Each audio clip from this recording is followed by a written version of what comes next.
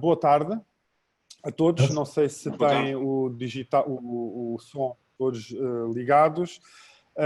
De facto, como eu disse na apresentação destas conferências, vivemos um mundo completamente diferente do final do ano 2019 e principalmente ali dos primeiros 2 meses de 2020, apesar de fevereiro já ter sido um mês em que a nuvem do Covid parava sobre Portugal e a nossa economia, naturalmente em todo o mundo também. Mas, para começar, eu gostaria de saber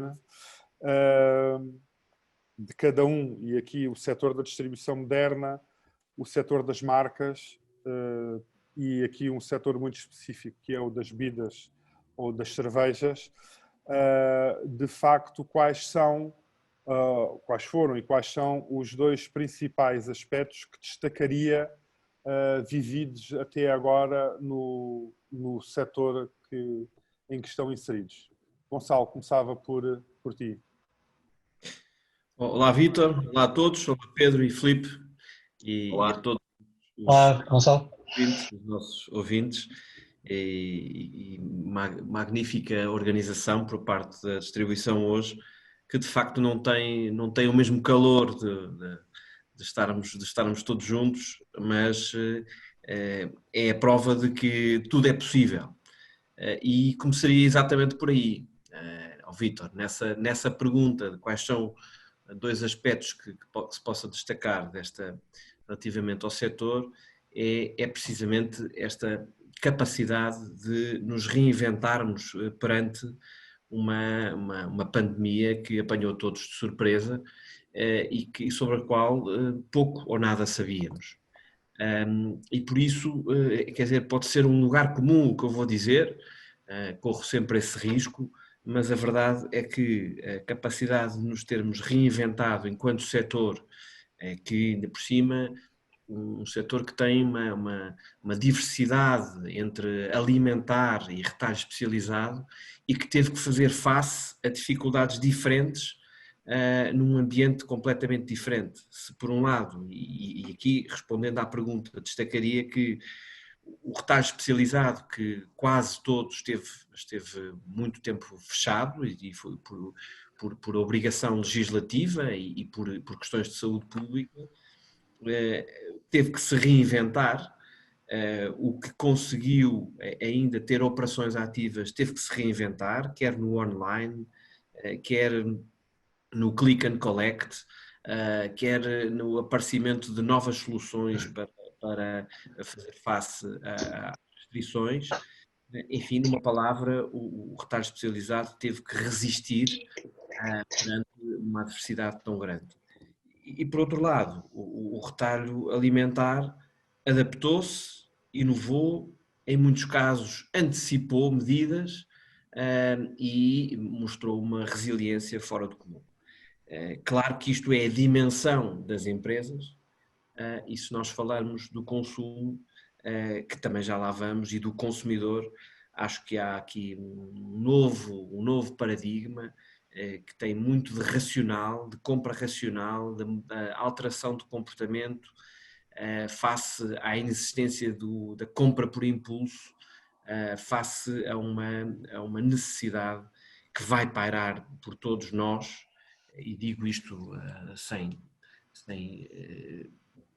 grandes dúvidas. Vai haver um ambiente muito difícil para o consumo, fruto de uma restrição financeira que todos vamos sentir.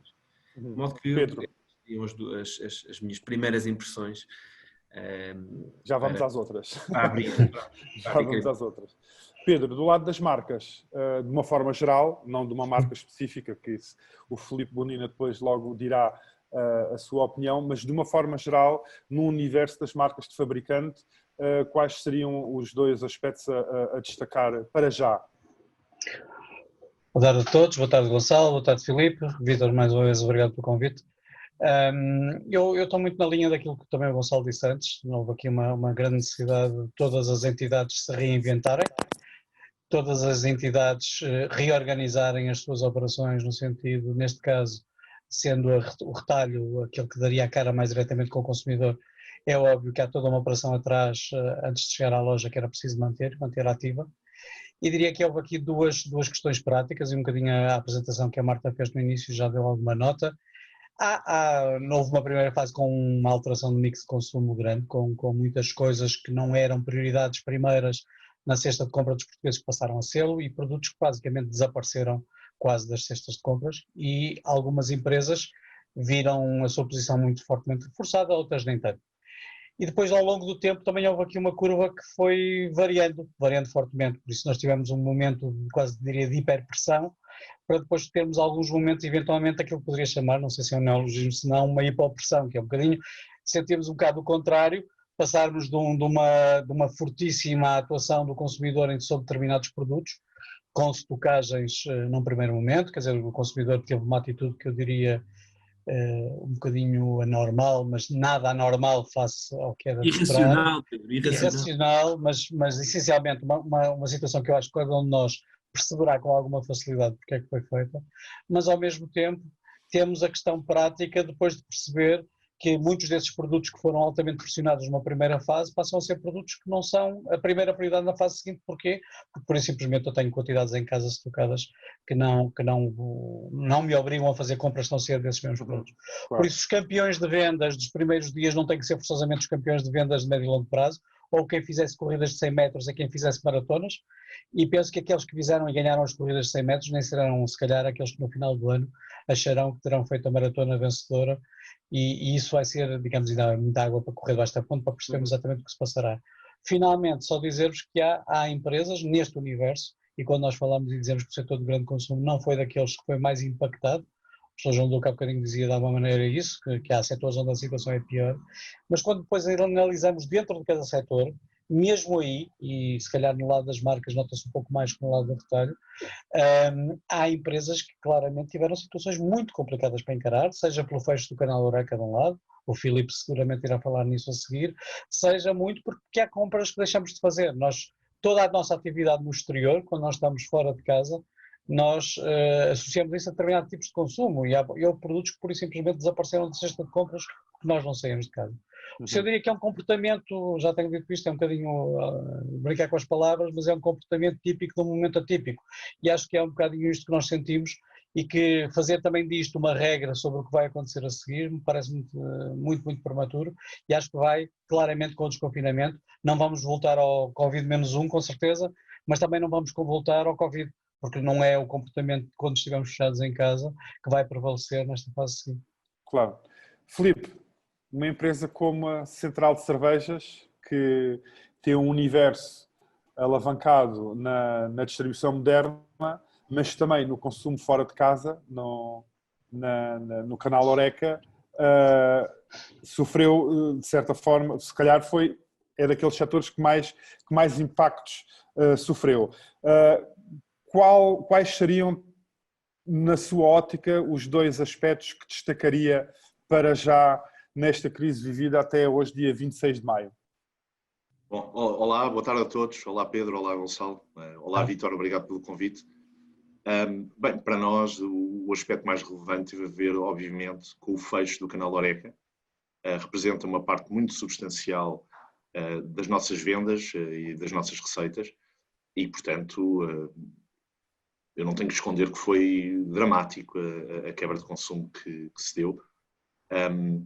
Aí também estamos agora numa fase de abertura que nos dá bons sinais e, portanto, parece que vamos ficar no meio entre a calamidade e o maior otimismo. E portanto, nota-se alguma dinâmica na hotelaria e alguma dinâmica do consumidor também. O tempo também tem ajudado e, portanto, vamos ver o que acontece. Nós estamos a fazer uma gestão quase diária, muito flexível, muito ágil para nos irmos adaptando àquilo que acontece. Do outro lado, temos o consumo em casa e aqui eu concordo com o Pedro e com o Gonçalo. Acho que nada será o mesmo depois disto. Este período permitiu várias coisas. Haveria sempre uma tendência para o crescimento do consumo e da entrega em casa.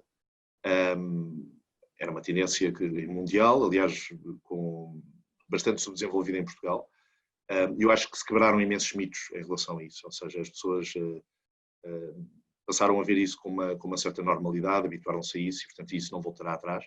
Mas também por parte das empresas, tanto as empresas de distribuição como as empresas produtoras, eu acho que fizemos mais em 2 meses do que aquilo que tínhamos feito em 10 anos para desenvolver estes canais.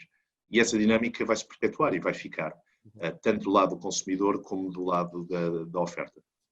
Nós, num canal e no outro, há uma coisa que tenho que salientar e que posso dizer em relação à Sociedade Central de Cervejas, mas naquilo que observei noutras indústrias no setor das bebidas, mostramos também que somos empresas mais preparadas para enfrentar crises de procura do que éramos há uns anos atrás. Eu acho que isso é um aspecto importante também, não só na nossa indústria, mas em Portugal. A experiência que existe no management em Portugal em relação a crises é infelizmente muita, mas é verdade que eu notei muito isso, ou seja, uma reação muito imediata, uma agilidade muito grande, uma capacidade de fazer acontecer muito rápida e que eu acho que vem dessa dor que temos do passado, de termos alguma experiência nestas coisas. Não é um passado tão longínquo, não é? Não é nada longínquo. Gonçalo, pegando aqui num estudo recente da McKinsey, que aproveitámos até para publicar na edição de maio da distribuição hoje, a McKinsey conclui que os consumidores irão gastar menos, excepto nas compras de supermercado e entretenimento no lar. Ora, isto são boas notícias para o setor da distribuição moderna. Bom, não, lamento, mas não são. Não acho que isso sejam boas notícias. Deixa-me só, Vítor, não resisto aqui a dizer 2 coisas. Tu insistes, e bem, em falar em distribuição moderna, eu chamar-lhe a distribuição, porque neste momento não há outra que não seja moderna, é por definição moderna, não há distribuição antiga, já não existe esse conceito. Portanto, não resisto a mudar essa nomenclatura. E depois dizer ao Filipe que, pessoalmente, este fim de semana, em 2 momentos no sábado e em 2 momentos no domingo, fui grande contribuidor para... Mantém essa dinâmica. Na empresa dele tenha o volta aos níveis pré-Covid, enfim, estou a cumprir a minha parte enquanto consumidor. Não são boas notícias por isto, porque isso é revelador de um estado anímico em que vai ficar, em que está a sociedade. O consumidor está muito mais racional, e está muito mais racional pelas piores razões, porque está assustado, porque tem uma perspectiva de futuro incerta, olha para o futuro, olha para o seu emprego, olha para, literalmente, para o seu rendimento disponível e está assustado. E nesse sentido voltamos à teoria das necessidades do Maslow, não é? Vamos cumprir as necessidades principais, que é alimentação, alimentar-nos para sobreviver, e vamos ter alguns investimentos no nosso entretenimento, porventura mais clausurado. Isso não são, Vítor, não são boas notícias, são notícias interessantes a curto prazo. O Pedro Pimentel referiu isso há bocado, que de facto houve algumas empresas. Eu estou sempre à espera, há 2 meses que venho falando e venho pedindo intervenções em webinars e em conferências deste tipo, e 80% das vezes perguntam-me se eu tenho alguma explicação, enquanto diretor-geral da Associação de Empresas de Distribuição, para o fenómeno do papel higiênico. Pois eu lamento, não tenho, não consigo. Eu não iria colocar essa questão. Não. Eu sei, mas há cautela, antecipando, não tenho nenhuma explicação para isto. Isto foi um fenómeno completamente global, que se passou nos Antípodas, na Austrália, que se passou nos Estados Unidos, que se passou no Japão, e portanto não há grande explicação para este comportamento das massas perante uma coisa destas. Agora, uma boa notícia seria que as pessoas tivessem nas suas opções de consumo, dentro desta lógica de vão consumir mais bens alimentares ou o seu rendimento disponível vai para mais bens alimentares, uma boa notícia para o mundo e para a distribuição em geral seria uma escolha racional que no caso português tivesse em vista o consumo de produtos portugueses, um aumento de consumo de produtos portugueses, um aumento de consumo de produtos mais saudáveis, da dieta. Já lá vamos, aos produtos portugueses já lá vamos. Mas pronto, só para dizer que a resposta é, infelizmente não é uma boa notícia esse estudo da McKinsey, essas conclusões, é algo que nos faz pensar e é algo que mais uma vez volto ao que disse ao princípio, o setor do retalho especializado reinventou-se, o setor do retalho alimentar adaptou-se, antecipou tendências, mas é com esse racional e é com esses resultados do estudo da McKinsey e de outros que vamos ter que lidar e que porventura vamos ter que trabalhar ainda mais na cadeia para que arranjar outro tipo de soluções e que haja uma sustentabilidade por um lado das operações, mas que o consumidor tenha ainda margem para poder fazer outras coisas que não só as necessidades primárias do Maslow.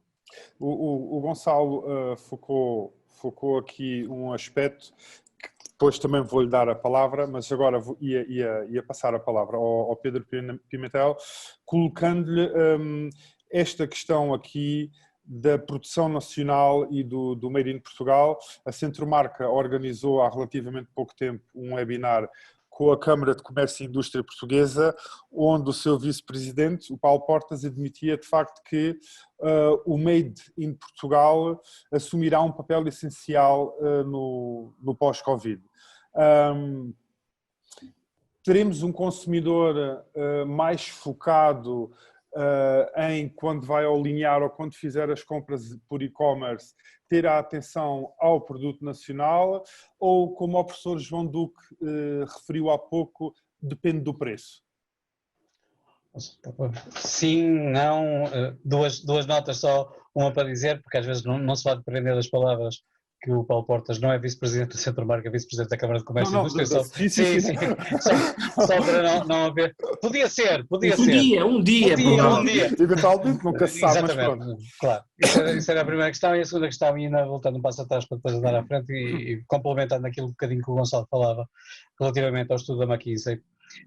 Dizer que há um histórico que nós temos de análise destas coisas de há uns anos esta parte, e nós sabemos sempre que na primeira fase de uma qualquer crise que tem um impacto económico, o setor do grande consumo, digamos assim, é dos setores que resiste melhor, porque é dos setores de compra mais imediata e mais diária, e compra mais próxima de todos nós. É mais fácil abdicar de trocar de um carro ou de abdicar de trocar de um objeto de grande valor que pequenas coisas.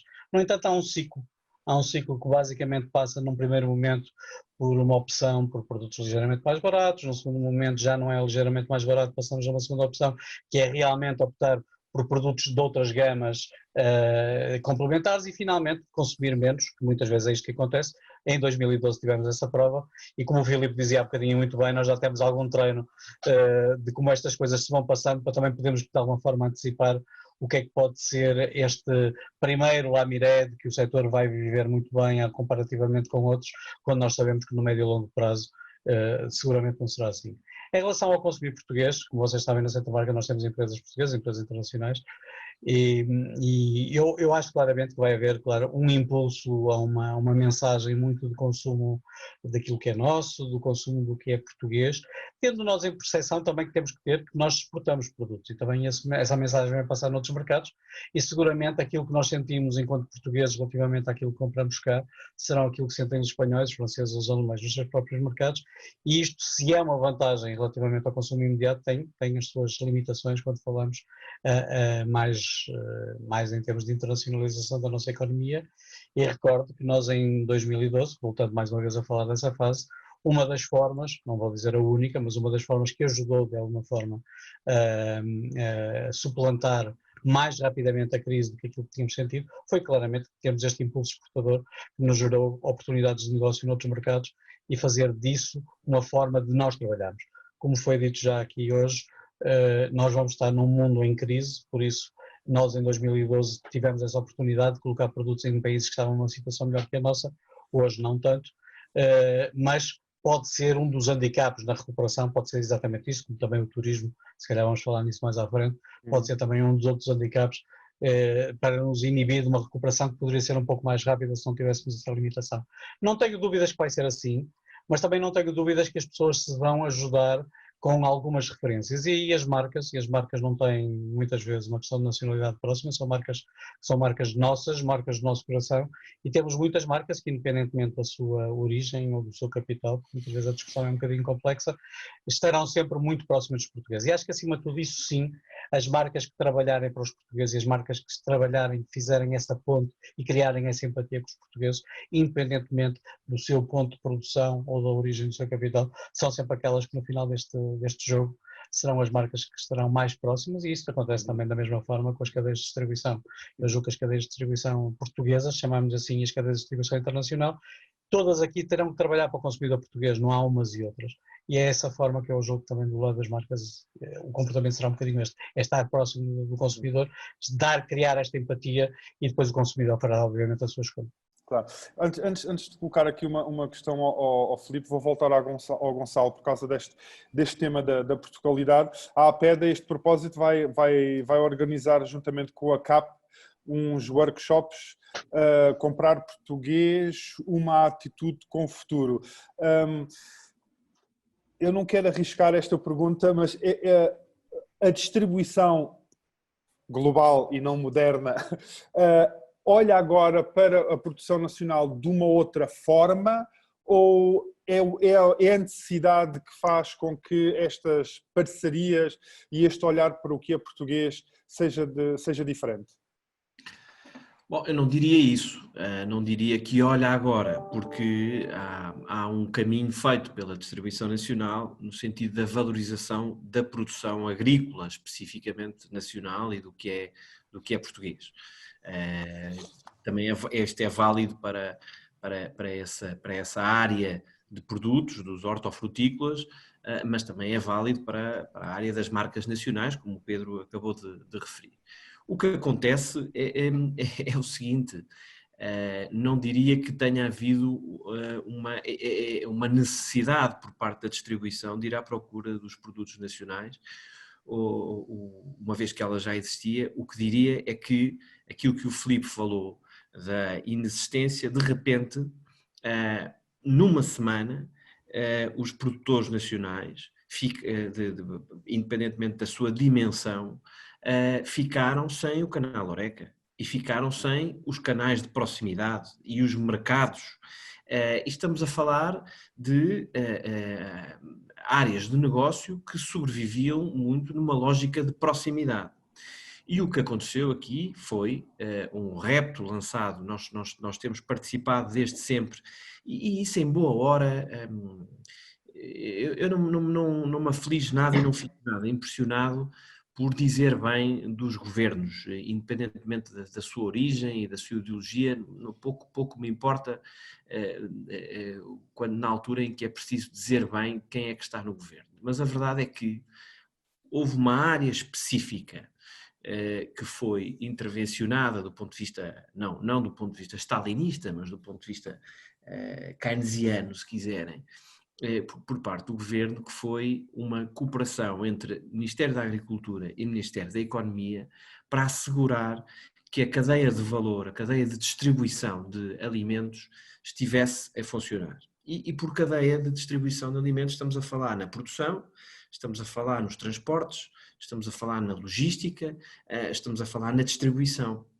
Isso, aliás, foi uma das primeiras mensagens que eu ouvi o Ministro e o Secretário de Estado quererem transmitir várias vezes, não é? Sim, porque o pânico que se instalou, de algum modo, na população, e a APED nisso, enfim, cumpriu a sua missão, que foi estabilizar e garantir, juntamente com a indústria, não há risco de ruptura de produtos, se mantiverem os canais de distribuição, a logística, os transportes, as fronteiras minimamente abertas para certos produtos e, sobretudo, a ligação entre setores, não haveria risco de ruptura de produtos. E, de facto, não houve.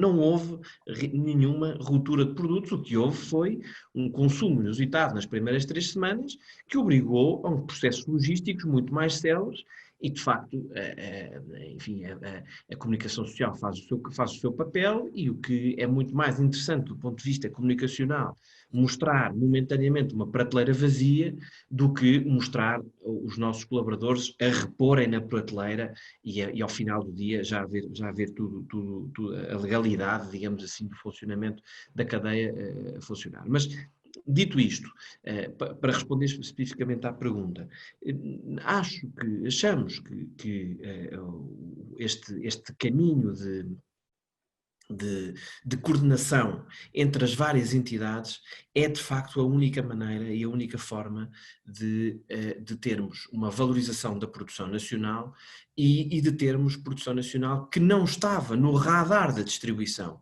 precisamente pelo que disse, ou porque estava... Há imensos produtores de vinho que tinham como opção não estarem na distribuição, era uma questão de posicionamento. E agora já estão.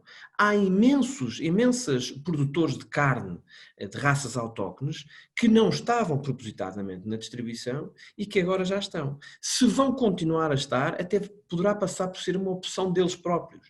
Mas quer dizer, tudo isto para responder ao Vítor, não foi uma opção da distribuição, agora a valorização do que é nacional, porque ela já existia. Porque já tínhamos vários exemplos posso dar 5, 6, 7 exemplos com clubes específicos de produtores, valorização do que é nacional, entrada de produtos portugueses na cadeia de distribuição para exportação dentro dos retalhistas internacionais. Há uma miríade de exemplos que foram que são bons exemplos do que era feito numa era pré-Covid e há agora outro tipo de um olhar, porventura, mais cuidadoso para deixar e alargar a malha de produtores e de nacionais para a distribuição. Repito, não sei, tem a ver com as opções comerciais de cada um, não sei se isto é para continuar nesta dimensão, o que sei é que nada vai ser como antes. E, portanto, esta oportunidade de abrirem a sua possibilidade de entrarem na distribuição, e termino com isto, é uma oportunidade ótima do ponto de vista comercial e do ponto de vista do crescimento e de acrescentar valor ao seu produto, porque termino mesmo agora com isto. A quantidade de produtores que vieram ter connosco e que beneficiaram de um know-how do ponto de vista da rotulagem, da segurança alimentar, do cumprimento de regras europeias, que estavam completamente afastados desse mundo, ou porque só vendiam em mercados pequenos, ou porque só vendiam com determinados clientes que não tinham esse mesmo tipo de exigência, e portanto eu acho que no final... Ficaram no seu canal Horeca. O seu canal Horeca, mas que o vão recuperar, com certeza. Sim. E portanto, sim, mas eventualmente não com o mesmo peso, não é? O que acontece é que agora são mais equilibrados. Claro, claro. Eu estive muitos anos na indústria metalomecânica e estávamos sempre a aconselhar a produção nacional a não ficar dependente de um cliente, não venderem só peças para a Volkswagen ou só para a BMW, porque havia uma certa altura em que eles podiam cortar-lhes Claro. as coisas. E essa dependência, isso é um aspecto altamente positivo e de sustentabilidade para o futuro, para a produção nacional, quer para nós, do ponto de vista da distribuição, quer para os produtores. Desculpem ter ocupado muito tempo, mas isto apaixona-me. É quase como pedirem-me para falar sobre cerveja. Vamos para aí. Cerveja e não só, também águas e outras bebidas. Filipe. Mas água...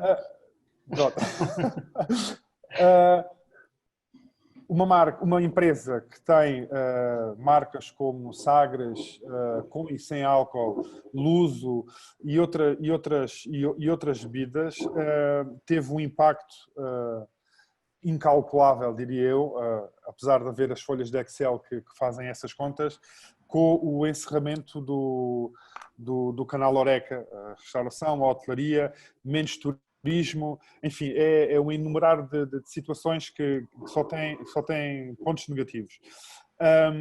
Uma questão mais, dentro do profissional, uma questão mais pessoal, como é que um diretor de marketing consegue definir estratégias para os produtos da empresa? numa altura destas? Bom, mais uma vez, recorrendo um pouco à história e àquilo que é a nossa experiência. Indo aqui a algumas coisas que foram faladas, por exemplo, se existirá uma tendência do consumidor para produtos de menor valor. Nós nas crises, no início, temos sempre a tendência para pensar que não. E nomeadamente que quando as pessoas começam a consumir em casa, poderão tentar compensar uma experiência menos interessante com produtos mais valiosos. Eu acho que o Pedro há bocado disse bem, sofre um ciclo. É normalmente verdade assim numa fase inicial, mas depois as pessoas, por razões óbvias de economia doméstica, tendem a entrar em opções mais baratas e a diminuir o custo. E, portanto, aí começa a existir não só um esforço das marcas por dinamizarem a procura, mas também por serem competitivas, não só entre as marcas da mesma categoria, mas entre setores adjacentes. E, portanto, essa é uma das coisas que nós teremos que fazer. Mas como o Gonçalo estava, já não me lembro se era o Gonçalo, se foi o Pedro que referiu, que uma empresa como a Central de Cervejas, por exemplo, recuando à crise de 2011, 2012, se o mercado interno estava mal, tinha sempre a possibilidade de exportar para os mercados externos. Essa possibilidade agora também está vedada, não é? Sim, mas felizmente nós na Central de Cervejas fomos sempre relativamente cautelosos com a nossa estratégia de exportação. E, portanto, aproveitámos oportunidades, temos uma estratégia para ela, mas nunca nos expusemos, até por alguns episódios menos felizes que aconteceram não só a nós, mas a toda a indústria no passado, com alguns mercados de risco. A nossa exposição em termos de valor do negócio não é assim tão importante. Não será isso que determinará o nosso sucesso. E, portanto, aí estamos mais ou menos defendidos. Uma das coisas que falava, e, portanto, o nosso sucesso passa realmente pela dinamização do mercado interno. Isso nós temos claro. Uma outra coisa que parece ser interessante é que nós assistimos, e aqui contrariando um pouco o que dizia antes, curiosamente, durante este período, assistimos a um crescimento muito grande das chamadas marcas de diversidade. Portanto, foi perceptível para toda a gente nos últimos anos que o mercado da cerveja esteve muito dinâmico. Aquilo que era um mercado, enfim, de duas marcas com um produto dentro da mesma gama tornou-se bastante mais diverso. E o crescimento das marcas que saem das chamadas lagers tradicionais teve um crescimento muito interessante neste período, o que demonstra também que o mercado está mais maduro e existe uma curiosidade maior dos consumidores por cervejas diferentes e isso trouxe algum valor.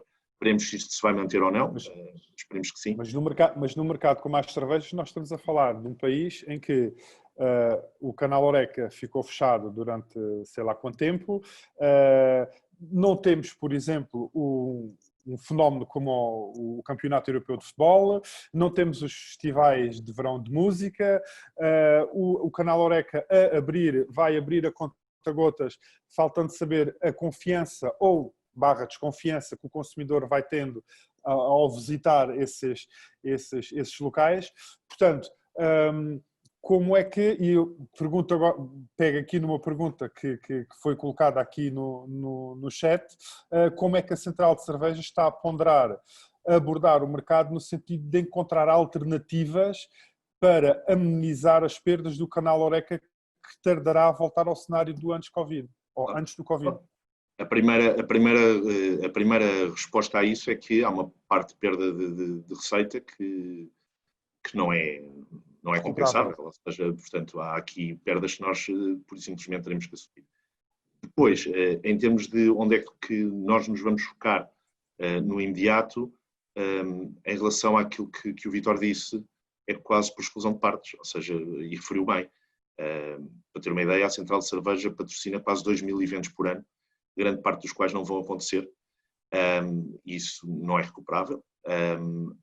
Falou no Campeonato da Europa, é um momento importante também de consumo que não aconteceu, mas vai acontecer no próximo ano. Enfim. E, portanto, aquilo que nós temos que nos focar é nos nossos clientes da Horeca.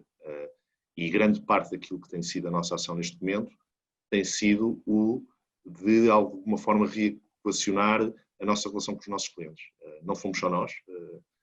Grande parte da indústria fornecedora do Horeca tem tomado iniciativas no sentido de poder ajudar o próprio canal a recuperar e, nomeadamente, a terem margem para poderem sobreviver, condicionados, por exemplo, com a limitação de lotação que passarão a ter durante bastante tempo.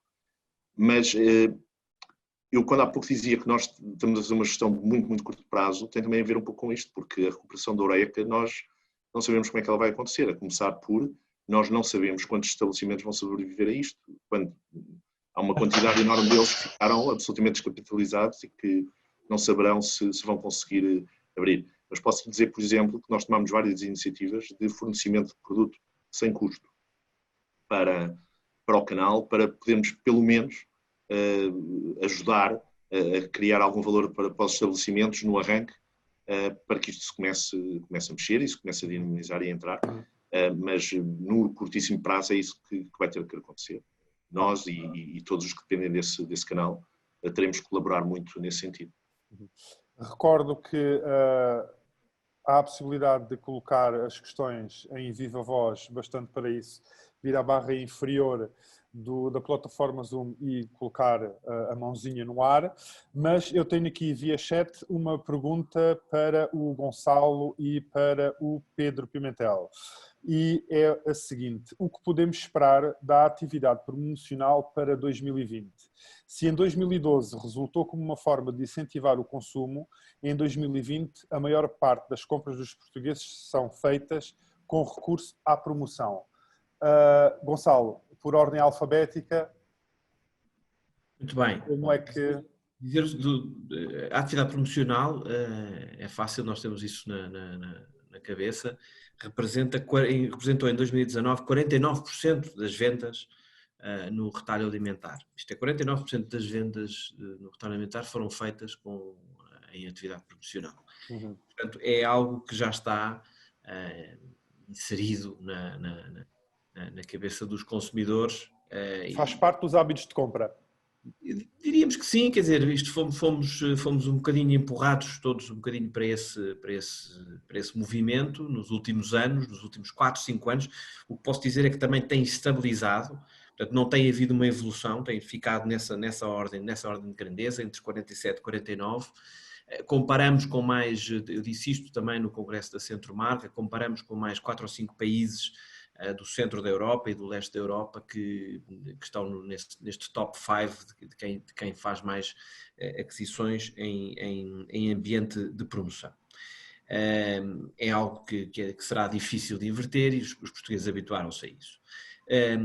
O que é que acontece? Nós, neste período, o que os associados da APED fizeram foi, não fazia sentido, isto é importante que o consumidor perceba isto, não fazia sentido de repente pararmos com as promoções. Aliás, o consumidor nem ia entender isso. Então agora, numa altura de dificuldade e de pandemia, é agora que vão acabar com as promoções. Mas houve essa pergunta, fizeram-nos essa pergunta, mesmo na área da produção agrícola, fizeram, que é preciso acabar com as promoções. Não, nós nem podíamos fazer isso, porque o consumidor nem ia entender. Então agora isso seria um sinal errado de que a distribuição, porventura, se iria aproveitar de um ambiente difícil para, porventura, aumentar as suas margens. Não, isso não fazia sentido nenhum e continuou-se com o ritmo das promoções, até porque muitas delas já estavam contratualizadas há meses, isto decorre da própria atividade.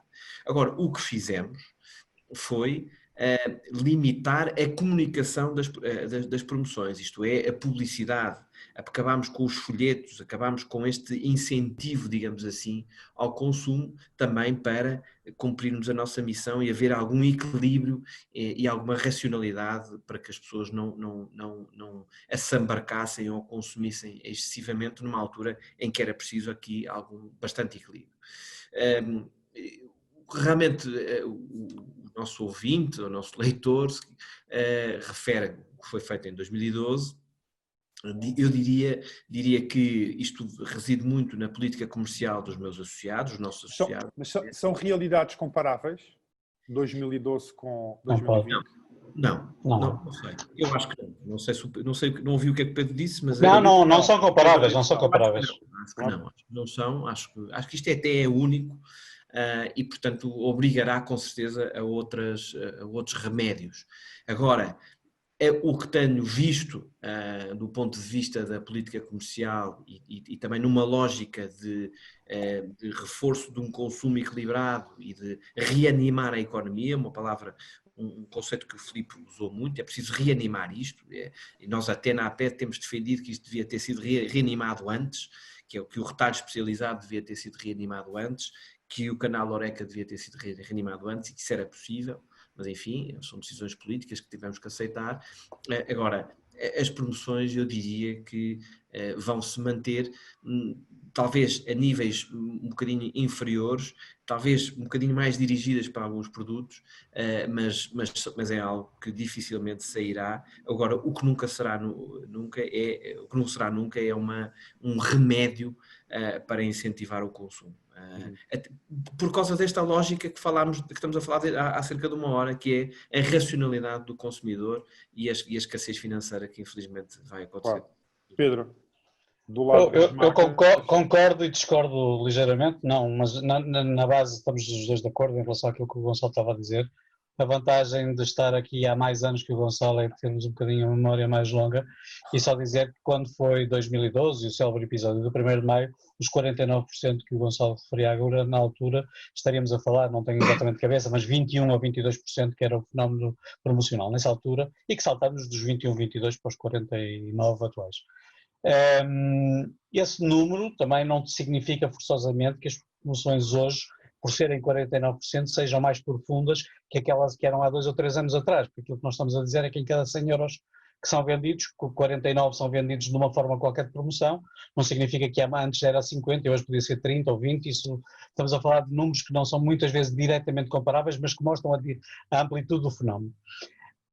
Parece-me que realmente, estando neste nível, dificilmente um aprofundamento poderá existir ainda muito mais, quer dizer, também me recordo, salvo erro, no final de 2016, se não estou em erro, haver um relatório feito na altura pelo Gabinete de Estudos do Banco Português de Investimento, que dizia que Portugal nessa altura estaria nos 34, 35% do nível promocional e dizia que era impossível aumentar mais do que os 34, 35% sob pena de entrarmos numa situação de falência do setor e saltamos desses 34, 35% para os tais 49% e na verdade as coisas continuaram a funcionar. Eu não tenho muita dúvida. Pedro, se me permites, à custa de uma coisa que quase ninguém fala e que eu falo muito, e que também é indesmentível, que é as margens da distribuição são cada vez menores. Sim. As margens da distribuição, os estudos do Eurocommerce indicam que estão na ordem dos 2, 3%. Portanto, a margem não fica na distribuição, fica em quem acrescenta valor. O Gonçalo nós estamos aqui numa base de paz, mas o Gonçalo quer arranjar aqui um bocadinho de fricção. Eu não me vou meter. Eu vou apenas dizer que, logicamente... Filipe, o melhor é irmos beber uma cerveja e deixar... Mas teria qualquer coisa a dizer sobre isso também, mas vamos... Mas antes de passar a palavra ao Filipe... Eu sou amigo do Pedro e portanto... Claro, como tal, a gente no fim vai ver uma cerveja e a coisa passa. Mas dizendo que, logicamente, que isso é verdade, que as margens são o que são, mas que também estas promoções são feitas, logicamente há um financiamento dessas promoções e não vamos discutir quem o faz, todos sabemos como é que ela é feita e quem é que no fundo, quando as minhas marcas são as promocionadas, quem é que faz ou suporta grande parte dos esforços da promoção. Mas pronto, essa é uma questão. A outra questão, e eu aí não tenho a certeza que se aquilo que o Gonçalo diz se pode ser ou não estou a dizer que não seja, mas parece-me que podemos estar em posições que o futuro pode ter linhas diferentes. Eu acho que isto vai depender muito de qual vai ser o impacto do rendimento disponível das famílias. E se o rendimento disponível das famílias for muito afetado, e basta que haja fenómenos como, por exemplo, que também não é nada desanormal, de um salto grande em termos de taxa de desemprego, e basta que nós tenhamos nós próprios um efeito no nosso rendimento disponível, mas muitas vezes um irmão, um primo, uma pessoa próxima senti-lo, nós muitas vezes por simpatia fazemos uma retração de consumo. E essa retração de consumo vai obrigar as marcas e os retalhistas a agir, e a agir no sentido de tentar recuperar, muitas vezes em volume, aquilo que não conseguem atingir em valor, e aí a estratégia de preço e de prateleira será sempre uma alternativa, não é ideal, mas será sempre uma alternativa que nessas alturas é mais utilizada. Claro. O Filipe seguramente tem bons exemplos para dar sobre isto, mas só dizer-vos que julgo, isto se eu tivesse bolas de cristal vendia-as, não as punha aqui à disposição de todos, com certeza, mas se pensarmos um pouco, eu acho que nós vamos ter aqui um impacto, e o que estávamos a falar um bocadinho há pouco no canal Horeca é relevante a vários níveis. É relevante pelo peso que isto tem no emprego, é relevante pelo peso que isto tem na dinâmica que existia na atividade comercial, é muito relevante em outras áreas que não apenas no das bebidas, porque há imensos setores, inclusive é próprio retalho, que se sente hoje a quebra de vendas que derivava de uma venda que era feita ao canal Horeca diretamente pelo próprio retalho, que não passava exatamente pelos armazenistas ou por outros canais de distribuição mais direcionados. Há muito retalho, principalmente retalho muito canal Horeca, especialmente em proximidade, que se abastece muitas vezes nos próprios supermercados e aproveita o fenómeno promocional e por aí fora. Por isso, há aqui muito de interação. E o canal Horeca, como o Filipe disse, na minha opinião, muito bem, há uma parte dele que nós vamos perceber, e diria que nós temos aqui dois fenómenos. O primeiro é perceber se as regras vão ser o principal lobby, se é o próprio consumidor que vai ter a retração de ir. Eu não sei se nesta altura, pelo menos nesta primeira fase, se é a questão de quantas mesas é que estão lá dentro, é se essas mesas vão ser ocupadas. Claro. Isso é um primeiro fenómeno. O segundo fenómeno é que muito do canal Horeca, quando fechou, no dia 12, 15 de março, como a maior parte dele fechou, deixou a relação comercial com os seus fornecedores em stand-by. E muitas vezes o fecho disso não significa só o encerramento do canal, significa um rastro de problemas financeiros que vão acontecer, que vão afetar, logicamente, quem lá está em primeiro lugar, mas que afetam também depois as próprias empresas fornecedoras, porque é uma parte deste dinheiro que não é recuperável. Eu penso que o Filipe...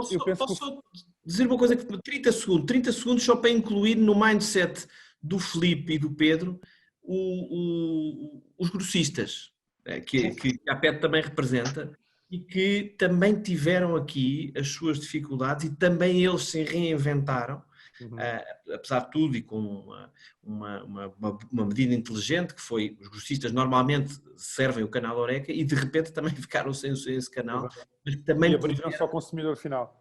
Puderam reinventar-se para servir o consumidor final. E os grossistas tiveram aqui um papel muito, muito interessante no seu timing, que agora está a acabar e que vão retomar a sua atividade normal, mas que também nos fez pensar e repensar aqui nesta reinvenção dos modelos, que não deixa de ser interessante. Peço desculpa. Filipe, queria acrescentar há pouco alguma coisa quando estávamos ali no meio da conversa sobre as promoções.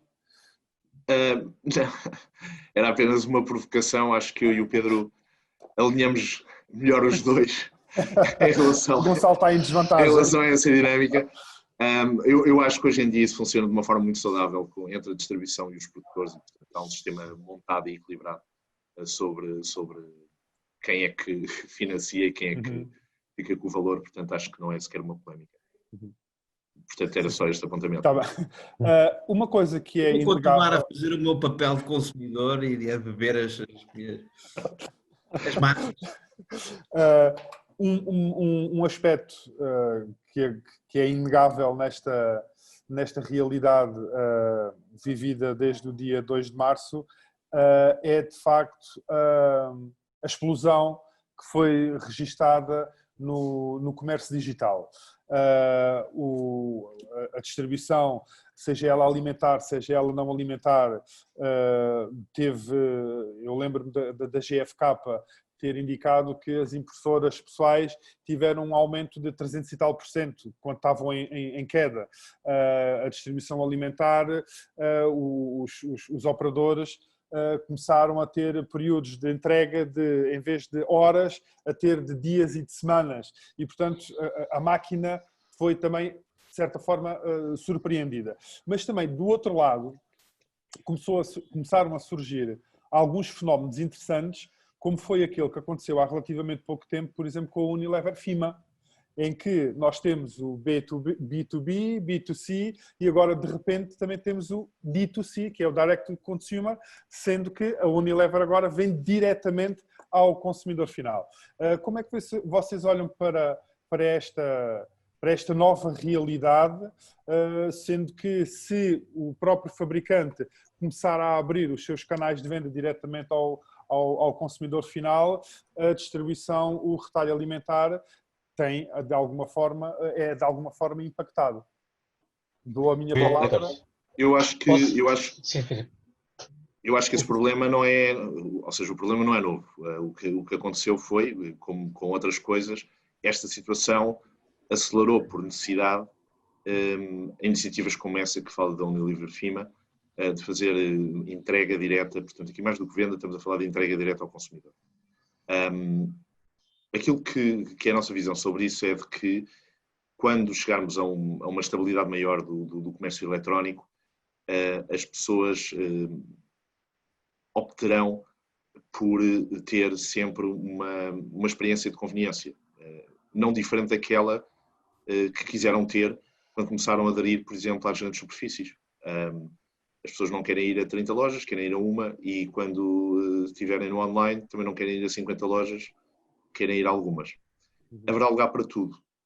Eu acho que em algumas gamas de produtos e em alguns níveis de preços, de facto o canal mais favorável é aquele que está montado pelos retalhistas. Será, até por razões históricas e pela estabilidade que já tem, pela capacidade logística e de escala que tem, será sempre o mais competitivo. Isto não significa que para determinadas gamas não existe a possibilidade de comércio especializado no online. E, portanto, mesmo no mercado de cerveja, isso pode ser verdade. Produtos de alto valor acrescentado podem, a uma escala mais pequena, fazer todo o sentido terem uma entrega direta, até porque pode não ser um negócio, pelo volume que representa, tão interessante para os retalhistas tradicionais. Nós, no nosso caso, estamos a apostar um bocadinho em tudo e veremos onde é que isto nos leva. Sendo que a nossa prioridade tem sido colaborar com os nossos clientes atuais por uma razão de escala e de dimensão. E também essa colaboração, neste período, tornou-se bastante mais rápida, bastante melhor, não é? Estes períodos têm essas coisas boas, não é? Que aquilo que até ontem era impossível de fazer, de repente numa semana consegue-se fazer tudo. E, portanto, era uma das vantagens que eu dizia na primeira intervenção que tive, se há coisas positivas que nós podemos retirar daqui, foi de facto uma enorme abertura de espírito e uma forma de ver as coisas num prisma completamente diferente, que acelerou algumas coisas, e nomeadamente, e essa é a mais óbvia de todas, foi o comércio digital. Pedro, agora ao contrário. Sim. Muito na linha que o Filipe está a dizer, mas se calhar também pode às vezes um bocadinho uma coisa em perspectiva. No dia 28 de fevereiro, vamos nos pôr assim só para facilidade do raciocínio, o digital, no caso do FMCG em Portugal, valia cerca de 1% do mercado. Por isso, se nós aumentarmos 100% o digital, passamos para 2%. Quer dizer, não passamos para 20% nem para 50%, estamos a falar, a célebre equação matemática de 1 sobre 0 é mais infinito, e como tal, quando partimos de uma base muito baixa, qualquer crescimento parece brutal, mas os crescimentos têm a dimensão que têm. Primeira questão. Segunda questão, aquilo que tu dizias em relação ao Unilever, no nosso universo centro-marca, houve N exemplos, a Sograp fez, a Vitacresce fez, a Small Compal fez, várias empresas desenvolveram estes canais, um bocadinho também para substituir aquilo que foi a ruptura do canal Eureka e a forma de fazer chegar a outro tipo de consumidores a necessidade. Eu acho que é daquelas coisas que se calhar, não gosto de ser pessimista, mas acho que vamos ter que realmente ver assentar a poeira para perceber se num momento em que estamos todos fechados em casa, e que estamos 24 horas por dia em casa, e que a forma mais fácil de fazer chegar as coisas a casa é exatamente a digital, se o sistema será o mesmo num momento em que, por exemplo, eu não estou em casa todo dia. Claro. Eu faço sempre quanto tempo estas histórias, porque são histórias de vida, mas que ajudam.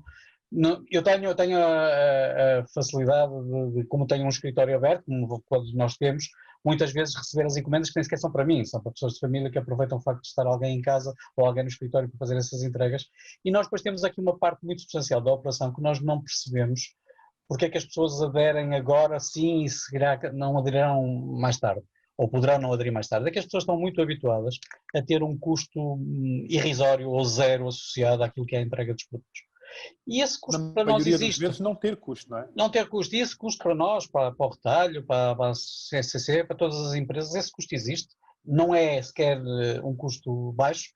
E há aqui um harmónio que depois é preciso construir entre aquilo que é a vontade das pessoas receberem os seus produtos e aquilo que é a sua disponibilidade para pagar um adicional para estes produtos. O que eu estou a verificar, e isso posso até dizer com algumas experiências que vou vivendo quase em termos mais pessoais do que propriamente centro-marca, que há muita gente que nunca tinha feito compras online, nunca, principalmente até em faixas etárias mais elevadas, pessoas que estão deslocadas dos grandes centros e que aproveitaram o facto de estar fora e não ter acesso tão próximo a alguns produtos e fazer essas encomendas, que estão a descobrir estão a descobrir a facilidade que isto pode significar em termos da compra e em termos do acesso a determinados produtos. Por isso aquilo que o Filipe dizia com razão é que para alguns produtos mais especiais pode haver sempre este canal alternativo. Por outro lado, nós temos sempre a ideia... É nicho. Sim, mas são nichos, vão ser nesta fase ainda nichos, diria eu, que depois, logicamente, mais cedo ou mais tarde, poderão ter um desenvolvimento maior. Finalmente, só tem tomado muito mais tempo, dizemos que nós estamos hoje a viver também uma outra lógica, que era uma lógica que nós não tínhamos há uns anos atrás, que é ao nível, por exemplo, dos marketplaces internacionais e todas as presenças. Nós podemos ter lojas de marca em marketplaces que vendem para mercados que não fazem concorrência nenhuma com os nossos clientes habituais. Aumentam-nos a penetração, aumentam-nos a possibilidade de estar presente noutros locais que anteriormente não estavam. Agora, estamos a falar, pelo menos no imediato, de algo que pode significar um incremento, mas que estamos a falar de um incremento que ninguém pode, nesta altura, antecipar como sendo um incremento que vai substituir aquilo que vão ser as perdas que nós vamos ter no mercado convencional. Claro. Gonçalo. Vítor, eu vou juntar aqui algumas notas estatísticas para se perceber a dimensão. Realmente o Pedro pôs a coisa nessa perspectiva e eu ainda juntaria isto. O ano passado, as vendas do online em Portugal, das empresas da APED, no retalho especializado representavam 8%. No retalho alimentar representavam 4%. Portanto, completamente residual. Juntamos a isto que em Portugal, o comércio online, as compras online em Portugal, no ano de 2019, eram 85% destas compras eram em plataformas internacionais. Isto é, portanto, só 15% é que eram nestes agentes nacionais, nestas plataformas nacionais. Terminei com as estatísticas. O que é que isto significa? Significa que tínhamos ainda uma margem de progressão enorme. E que, do nosso ponto de vista, e esta é, tal como o Filipe disse, é algo que se consegue tirar alguma coisa positiva disto tudo, é que abriu-se um caminho novo para os consumidores, como o Pedro também diz, e eu diria, nós diríamos na APED que isto é relativamente irreversível. E é tão irreversível que o fenómeno não é nacional. Vamos lá ver. O Vítor começa por dizer que houve uma ruptura de todo o processo, e houve, das plataformas, crasharam, tempos de espera... Eu não disse ruptura, eu falei foi no aumento do tempo de entrega em relação a... E que se traduziu numa ruptura, vamos assumir isso, mas que se traduziu numa ruptura no retalho alimentar. Mas pasme-se, a Amazon teve que parar a operação do retalho alimentar, dos groceries, precisamente porque a plataforma crashou. Ou a Tesco, no Reino Unido, que é uma referência mundial na distribuição, e fez exatamente o mesmo. Portanto, são dores parecidas, não fico contente com isto, mas do ponto de vista das plataformas e do hardware e do software, ninguém estava preparado para, de repente, vamos todos para o online. Aprendizagem, aspectos positivos, corrigiram-se do ponto de vista técnico estes erros em Portugal, corrigiram-se e adaptaram-se, adaptou-se a logística para uma entrega mais eficiente. O que é que ainda está por corrigir? Uma coisa que o Pedro falava, é os custos. É que, meus amigos, os custos operacionais e financeiros ainda se mantêm a um nível de que a operação ainda não é completamente rentável. O online em Portugal não era uma operação completamente rentável. Era um serviço extra que tem que se ter, mas que nem com este acesso massivo veio equilibrar, veio fazer um break-even na operação. E, portanto, e se juntarmos a isto que seja para comprar algo por €1, seja para comprar algo por 1000 euros, os custos financeiros que estão associados à operação estão sempre lá num nível muito bastante... Mas achas que esta realidade vivida agora e esta necessidade e esta exigência vivida com o comércio digital fará despertar no próprio consumidor, de facto, a necessidade de ter que pagar para receber dentro do período desejado? Eu diria que o consumidor nunca está receptivo a pagar. Posso dizer qualquer coisa sobre isso? Claro. Força. Eu acho que... mas também tenho uma explicação para isso, mas sim. Filipe. Se nós pensarmos num prazo mais longo, aquilo que o comércio e que o comércio online nos traz é, de facto, do ponto de vista e da visão de um produtor ou de um distribuidor, aponta para alguma ineficiência. Ou seja, no sentido em que, hoje em dia, o que nós fazemos é entregamos em locais concentrados e depois as pessoas deslocam-se para ir lá buscar. E aquilo que passará a acontecer é uma distribuição muito pulverizada e que, obviamente, é extremamente complexa. Mas pensarmos do ponto de vista da sociedade e não nos preocuparmos de quem é que é o custo ou de quem é que se desloca, isto não é assim tão verdade, porque aquilo que se vão poupar também são centenas de milhares de viagens de consumidores até aos pontos de consumo. E, portanto, não é certo, e há muito estudo e muita coisa sobre isto, que exista um aumento do valor na cadeia quando o peso do comércio eletrónico aparecer. A dúvida está em quem é que vai pagar. Uhum. E, portanto, inevitavelmente, e a única forma e a única saída para isto é que, mais cedo ou mais tarde, o consumidor terá que assumir esses custos, valorizando também o conforto que isso lhe traz. O que eu acho que este fenómeno, de alguma forma, acelerou também foi, primeiro, a percepção dessa comodidade por parte de muitos consumidores. Em segundo lugar, algumas coisas que, aliás, o Pedro falou também, estamos todos a trabalhar em casa, também não vamos voltar a zero. Ou seja, isto é uma descoberta das empresas e uma quebra de mitos de que, de facto, podemos trabalhar alguns dias em casa e que não há perdas nem de eficiência, nada disto. O que resolve também um dos bloqueios ao desenvolvimento do comércio eletrónico, que é, de facto, as pessoas, a certa altura, dizerem, para mim é mais fácil ir ali a uma loja comprar do que estar uma tarde inteira à espera de uma encomenda em casa. E, portanto, há uma série de bloqueios que não vão transformar-se radicalmente de um dia para o outro, mas que tenderão a acelerar a percepção de valor que estes serviços têm para o consumidor. Depois, teremos todos nós que fazer o nosso trabalho, não é? Quer dizer, talvez um dos maiores erros que a imprensa fez foi ter-se disponibilizado gratuitamente online quando a internet apareceu e que hoje em dia não sabe como é que há de dar a volta ao assunto porque as pessoas tomaram a informação como um bem gratuito e voltar atrás com isto é muito complicado e, portanto, também às vezes é melhor irmos devagarinho, mas com uma concepção de valor partilhada e clara para toda a gente, do que assumirmos que os consumidores só compram se for de borla e entrarmos nós próprios numa armadilha que é esse valor depois nunca poderá ser cobrado porque as pessoas o assumem pura e simplesmente como algo que está inerente. Gonçalo, não sei se queres acrescentar ou finalizar o que estavas a referir. Sim, não, só acrescentar aqui 2 pontos. É que, de facto, queria deixar uma mensagem positiva. Contrataram-se mais pessoas, reorganizou-se o serviço, procurou-se a eficiência, procuraram-se soluções tecnológicas, realmente de repente não havia, estou como o Filipe, era impossível fazer certas coisas, afinal já não era. E isto é uma mensagem ótima comecei por dizer que o retalho especializado se reinventou e de facto todos nós nos reinventámos um bocadinho. Eu confesso que sofro um bocadinho com o teletrabalho, não adoro. Somos dois. E falta-me aqui o contacto humano, enfim, mas realmente também a função exige muitos contactos. Mas esta parte positiva de termos encontrado soluções, de saber que é possível, de ir à procura de novos caminhos, parece-me que foi importante e foi uma mensagem que do ponto de vista português, de Portugal, deixa aqui uma imagem muito interessante.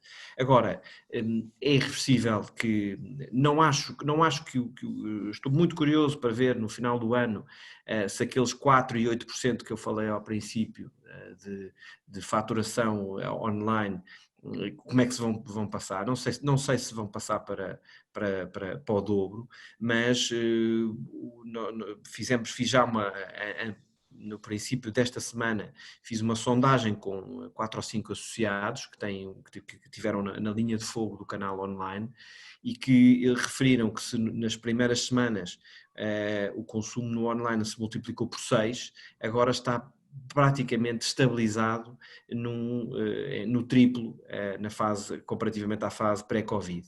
Agora, este triplo eu acho que se vai manter. Agora, queria só terminar aqui com uma lógica, que é o medo das pessoas relativamente ao vírus vai demorar a passar. E no retalho especializado vai beneficiar bastante deste receio. Repara, as pessoas vão comprar, vão experimentar casacos e camisas muito menos vezes, vão às lojas têxteis dos nossos associados, mesmo com as regras de segurança, mesmo só tendo um provador aberto em vez de 3, mesmo desinfetando tudo, mesmo tendo câmaras termográficas, julgo eu, para verificar se há algum vírus na roupa, mesmo pondo roupa de quarentena, as pessoas não vão fugir muito disso. Por isso é que também há muitas empresas, muitos associados da APES. O fator insegurança ainda pesa muito, não é? Eu acho que vai pesar, apesar de tudo, quer dizer, apesar das 180 mil pessoas que foram à praia na Costa da Caparica no fim de semana, mas com um certo grau, e que espero que tenham bebido e consumido na proporção, há ainda certas áreas que podem beneficiar e que vão beneficiar de certeza do canal online, em que o têxtil será seguramente um bom exemplo. Com isto, porque as empresas estão a aumentar o número de dias o prazo para a devolução para permitir este tipo de ambiente. Acho que isso vai ser... Meus senhores, eu tenho aqui só uma última questão e pegando no tema desta nossa conferência e desta nossa conversa, que é o novo consumo, eu peguei em algumas conclusões de vários estudos de diversas consultoras nacionais e internacionais e o que consigo ler e constatar iremos ter um consumo e um consumidor mais racional, menos impulsivo, menos experimentalista, menos indulgente, mais poupado, menos fiel, mais incerto e com uma maior falta de confiança. No fundo, a minha questão é este o novo consumo, é este o novo consumidor que nós vamos ter no futuro? Posso começar eu, mas Filipe, vá, força Filipe. Não, acho que não. Acho honestamente que não. Vamos ver. Eu acho que este vírus teve toda uma carga dramática óbvia que nos pôs em alerta, não só para este, mas para fenómenos destes que se possam passar. Mas, quer dizer, em 2 meses não se destruiu tudo aquilo que eram tendências de progressão da sociedade que vinham há décadas e que são muito fortes. O experimentalismo, por exemplo, que vem nas novas gerações, a necessidade de ter novidade permanente, isso não vai desaparecer, eu não acredito que aconteça, e acho que os consumidores... Vai levar tempo a recuperar, não é? Com certeza, e portanto nós quando falamos no curto prazo, aquilo que estamos todos a antecipar, e acho que foi o ambiente que teve esta conversa também, é de que vai haver uma crise económica e vai haver uma crise de procura, independentemente do que sejam os desenvolvimentos do vírus, e isso levará a comportamentos que têm a ver com isso. A outra coisa é pensarmos que agora, de repente, toda essa exigência, a procura por novidade, a procura por inovação que vai desaparecer pelo facto de isto ter acontecido. Eu acho que não. Acho que esse ritmo se vai pelo menos manter. E em algumas coisas que nós vimos hoje em dia até se vai aumentar, nomeadamente aquilo que estamos a falar do desenvolvimento de novos canais, de formas de comprar, etc. Portanto, não tenho essa visão tão radical e pessimista daquilo que será a evolução do consumidor. Pedro? Sim, eu estou um bocadinho na mesma linha do Filipe. Eu acho que quer dizer, nós estamos aqui no meio do caminho aqueles célebres anúncios do tempo dos 2 canais em que dizia: pedimos desculpa por esta interrupção, o programa segue dentro de momentos. Não é seguramente isso que vamos ter, mas também não vamos ter a passagem de como nós todos tivéssemos tido uma lobotomia algures entre fevereiro e março e passássemos a ter um comportamento completamente diferente. Eu acho que há muito de civilizacional que nós temos e que não vamos aplicar, muito, por exemplo, que se prende com a parte do turismo. Nós, assim que consigamos recuperar alguma mobilidade, eu penso que muitas pessoas vão voltar a tentar viajar, porque isso faz parte do seu ADN, faz parte daquilo que para si são valores, se calhar hoje de lazer preferencial, se calhar menos um turismo de negócios, mais um turismo de lazer eventualmente, mas isso é uma questão que se verá aqui à frente. Aquilo que tenho algum receio é realmente o tempo. e sabendo nós que quanto maior o tempo para iniciar esta recuperação, maior o buraco, maior a dificuldade de escalar esse buraco. Logo no início desta crise, houve um artigo que me chamou a imensa atenção, escrito pelo Rui Moreira, na altura Presidente da Câmara do Porto, no Expresso, em que ele fazia alguns no artigo uma comparação com o que aconteceu a seguir ao 11 de setembro. E que dizia que também no 11 de setembro, e recordo, muitos, com certeza quase todos nós recordamos bem, a sensação que nós tivemos que this is the end of the world as we know it, não é? Quer dizer, uma pessoa tem a noção, entrava no aeroporto na semana seguinte ou nas semanas seguintes, todo o controle, todos os hábitos, e há coisas que na altura pareciam absolutamente estranhas, não é? E as questões das garrafas e dos líquidos, isso aqui que hoje são coisas perfeitamente ultrapassadas e ninguém deixou de viajar por causa disso, ultrapassada aquela fase inicial. Eu não quero não quero estar a antecipar que vai ser assim, ou que é seguro que vai ser assim, mas penso que nós todos, nós vamos querer recuperar índices de felicidade. E isto é uma situação que não traz felicidade a ninguém. No fundo, estamos mais infelizes hoje que estávamos há 2 meses atrás, seguramente, e acho que nós todos temos que ter um bocadinho essa vontade de recuperar, essa expectativa, essa esperança, esse anseio, e acho que se todos fizerem também a sua parte da tarefa, fornecedores, retalho, empresas, mas também cada um de nós como cidadão, fazendo as visitas à praia confinadas ou menos confinadas, ou consumindo a cerveja ou não consumindo a cerveja, mas basicamente se cada um de nós for recuperando lentamente aquilo que são a sua normalidade, o mundo genericamente, o nosso mundo enquanto consumo também recuperará mais rapidamente essa normalidade. Gonçalo, termino onde comecei. Eu sou um otimista moderado, mas realista. Não sou tão otimista como o Filipe e como o Pedro nesta matéria. Vamos lá ver. Eu acho que há aqui, independentemente de saudar as opiniões do Pedro e do Filipe, acho que há aqui 2 graus, dois níveis de preocupação. No curto prazo. No curto prazo vamos ter alguma dor e ranger de dentes, porque vamos ver que há desemprego, vai haver um desemprego muitíssimo significativo e que vai ser difícil de recuperar.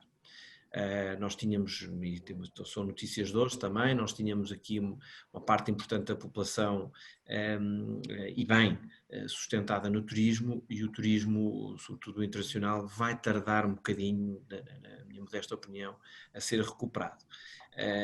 Oferece outras alternativas, há outras possibilidades, vamos ter o país mais para nós o desfrutarmos, porventura há imensa gente que não conhece o país, e isso será uma oportunidade, mas do ponto de vista de criação de riqueza, eu gostaria que se pusessem as fichas todas na criação de emprego, com obras públicas de médio prazo, na indústria, no turismo, aí seriam remédios que, aliás, vamos precisar da ajuda da União Europeia, nós e todos os outros Estados-membros, para que isto se reanime. Eu gostava de ser mais positivo, mas acho que ainda vamos ter aqui algum sofrimento e eu diria que em outubro, novembro, depois de passarmos o cabo das tormentas que nos estão a assustar constantemente com a segunda vaga, uma tal segunda vaga que aí vem, admito que aí as coisas possam ser um bocadinho mais positivas e possa haver aqui um entendimento diferente, mas até lá parece-me que vai haver ainda muita cautela. Porque basta ver aqui uma tremideira, enfim, basta vermos na comunicação social, enfim, no Porto há 2 dias que não há casos novos, e em Lisboa e Val do Tejo são aos 280 por dia, enfim, isto também são números relativamente baixos e que supostamente não nos poderiam causar grande angústia, mas parece-me que o discurso ainda vamos demorar mais um bocadinho até que o alteremos. Dito isto, eu sou realista, quero ser positivo, acho que devemos sair. Eu estive muito desconfinado, estive só ali um período em que fiz uma quarentena por paixão, mas tinha que ser, mas o resto estive até muito desconfinado e em segurança, sempre à procura de segurança, mas a cumprir as minhas obrigações. E parece-me que, havendo aqui os cuidados mínimos, parece-me que podemos recuperar, mas há ainda um receio na cabeça das pessoas, porque é muito frágil. Se houver algo que altere comportamentalmente e que traga de novo alguma incerteza, a retração será... O fator confiança é fundamental, não é? Sim, Vitor, só um segundo, 30 segundos, só para completar aquilo que o Gonçalo, podemos parecer que estamos em registros diferentes, mas acho que estamos a falar exatamente a mesma coisa. Eu acho que nós inculcamos muito receio na cabeça das pessoas para as meter em casa e vamos agora ter, sim, com lógica, com uma determinada lógica, e estamos agora a ter alguma dificuldade em fazer o discurso inverso, o discurso de que as pessoas podem ir desconfinando, mas desconfinando de uma forma com precaução e com segurança. Só dizer, e concordo inteiramente com o Gonçalo, que isto vai piorar antes de melhorar, seguramente, e isso para mim não há sequer qualquer dúvida em relação a esse facto. Julgo que vai ser exatamente um bocadinho, e não estamos a falar só de Portugal, não é? Porque estamos a falar Sim, claro. da escala global. Quando estamos a falar, por exemplo, do turismo, é uma questão que não é obviamente nacional, mas é importante nós termos esta noção de que esta recuperação será tanto mais rápida se também houver da parte de quem está no entorno, a começar pelos governos, etc., um discurso às vezes um bocadinho mais coerente. E há coisas que não são muito coerentes e que ajudam a fomentar este espírito de desconfiança, porque muitas vezes, cada vez que sai uma notícia positiva, aparentemente, eu não vou estar a exagerar nesse ponto, mas há quase uma pressão para criar 3 ou 4 notícias negativas para se criar um bocadinho de, não vão as pessoas exagerar na dose. E acho que o Estado, permitam-me aqui, não é falar de política, mas é falar um bocadinho de política, o Estado tem que começar também a ter mais confiança no cidadão e criar mais a ideia de que o cidadão tem que ter a capacidade e a educação suficiente para tomar as suas próprias decisões de uma forma um bocadinho menos dirigista. E há algumas destas coisas, por exemplo, estava a falar o Gonçalo dos 180 mil visitantes da praia da Costa da Caparica no fim de semana. Sou franco, eu moro a 200 metros da praia, tenho essa felicidade e há 3 meses que não vou ali abaixo porque está vedado o acesso. E a questão prática às vezes é perceber como há coisas que não são, acima de tudo, não são lógicas, porque poderiam ser lógicas, ter toda a lógica, e há aqui uma certa tendência a nós tentarmos penalizar o cidadão naquilo que supostamente lhe dá alguma dose de conforto, nem que seja mental adicional, pensando que o pecado está um bocadinho aí. E acho que, não estou a dizer que nós não tenhamos que ter regras, temos todos que ter regras e cumpri-las, mas haver de quem dá orientações, pelo menos a percepção de quem está do lado de cá, não são imbecis, são pessoas com capacidade de raciocinar e que têm que tomar as suas decisões em função daquilo que é a sua capacidade de cada um ou a capacidade de escolha de cada um. E acho que nesta fase temo que se esteja a criar às vezes um dirigismo excessivo em relação a determinadas coisas que não ajudam ninguém a tomar as decisões mais à frente. Obrigado. Vou utilizar a minha capacidade de síntese e de resumo. Chegámos ao final desta primeira edição, ou desta primeira conferência DH no formato digital.